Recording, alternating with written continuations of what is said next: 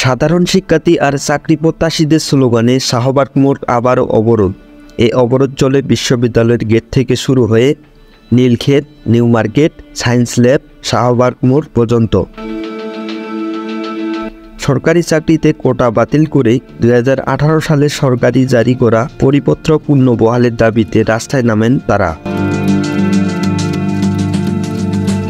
মঙ্গলবার বিকেল 4:45টার দিকে শাহবাগ মোড়ের অবস্থান নিয়ে বিক্ষোভ শুরু করেন শিক্ষার্থীরা। এ সময় রাস্তায় বন্ধ হয়ে যায় যান চলাচল। ভোগান্তিতে পড়ে যাত্রীরা। প্রায় 1 ঘন্টা আন্দোলনের পর বিকেল 4:45টার দিকে সড়ক অবরোধ তুলে নেন বিক্ষোভকারীরা।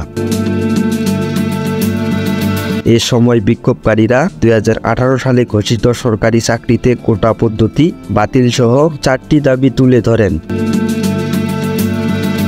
এ সময় শিক্ষকদের নতুন পেনশন ব্যবস্থার বিরুদ্ধে চলমান আন্দোলনের সাথে একাত্মতা প্রকাশ করে আন্দোলনরত শিক্ষার্থীরা।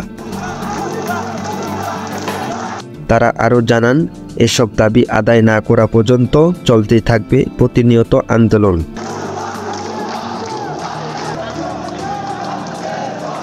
কোর্ট কোনো ধরনের মন্তব্য করে না এই বিষয়ে। Desk report, news BD.